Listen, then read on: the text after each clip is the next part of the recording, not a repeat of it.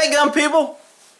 I probably ought to put this on my horsey thing, but it's more about George Washington and the Revolutionary War and the fighting and establishing this country. So I'm kind of thinking I'm putting it on my gun channel.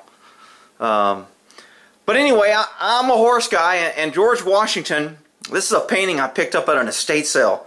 I think I got a steal on it. They wanted $125 and I only gave them $100. Hell, I think the frame's worth more than that.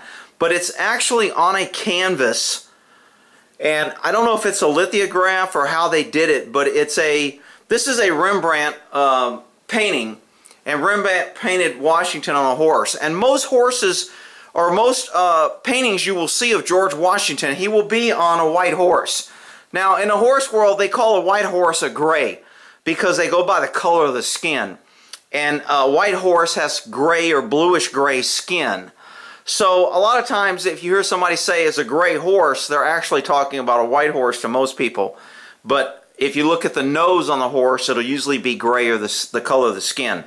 So this horse here is actually, it's not the actual horse that he rode, but it's what people perceived it to be because he liked, there was an Arabian stud. So the horse has a kind of a small head. A lot of Arabian horses have smaller heads. But George Washington was partial to gray horses or white horses. And if you see any picture of George Washington, most of the time he will be on a white looking horse. And that he was just partial. Now he did have another horse, I think that was a sorrel color or brownish or chestnut color. And his name was Nelson, and that was one of his favorite horses. And this horse right here is who they're trying to paint here is called the Blueskin. And the horse's name was Blueskin. And again, it was George Washington, and he was a little more skittish in battle, but George Washington was known as a great horseman. All of our older presidents and the people that founded this country were horsemen. And they were horsemen, so to me they had common sense. Working with horses, you either have to run around with bulletproof vests and helmets and elbow pads and eye protection because you're an idiot and you're around horses. But if you understand a horse and you understand that horses aren't dangerous and they're very predictable and you're an accomplished horseman, then you don't need all that because you trust a horse. And I think horses teach common sense in the aspect that they're not PC correct. They act like a herd animal. They act like a hierarchy. You're either higher or lower. So George Washington not only was a brilliant man, but he was a great horseman. And Thomas Jefferson called Washington one of the greatest horsemen of the decade or of the century because he was so accomplished on his horses. I think he had either 8 or 12 horses die under him in combat, in battle. So, I mean, he was a horse guy and he understood a horse because they probably saved his ass quite a few times. And I'm going to get into a great little story on where his horse saved him. But anyway, this horse is called Blueskin. When I saw the painting at this estate sale, I was like, holy cow, that's a pretty cool painting. And it's on canvas, so it looks like a real painting.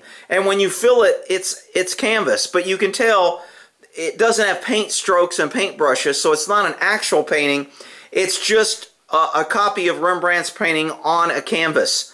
And it's in a nice frame. So I think I got a steal for $100. Somebody else probably tell me I got ripped off. But I love it. I think it's a great horse. I'm not real impressed with the big bit. I put another light over here just in case. I don't know if it makes it come out more.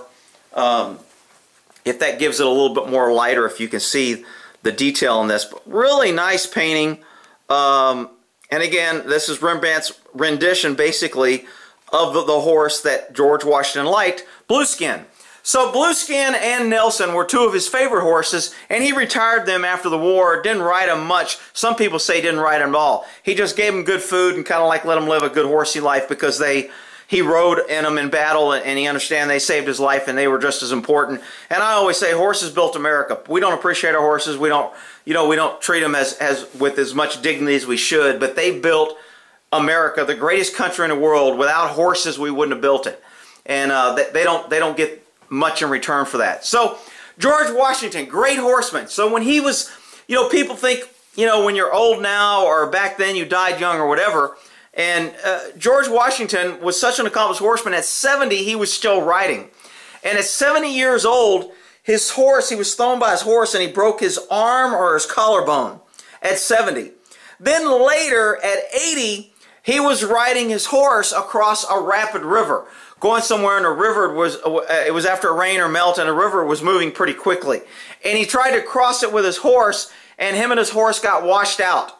And he was able to grab the horse by the headstall, or the collar, the thing that holds on the bit around his head. He was able to grab that, and the horse drug him to safety and saved him. So there's the old belief that, hey, George Washington's horse, and his name was Eagle, was the only horse that saved a living president.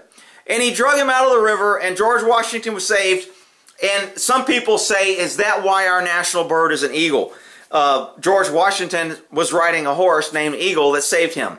Now, there's no really history on whether or not that is, but a great horseman, a great, one of the great founders of this country. I found a picture. I liked it. Some of you may go, who cares about it?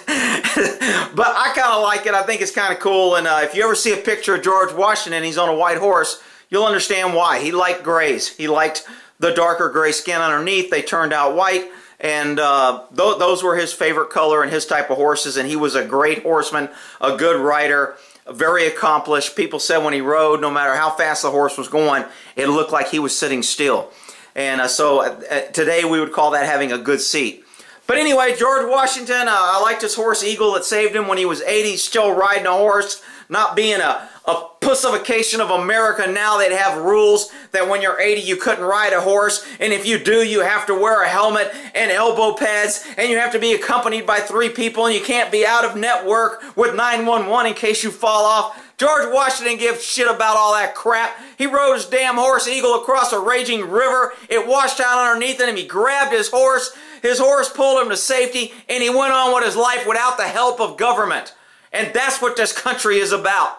All right, we'll end that there. George, Horsey, you're good boys.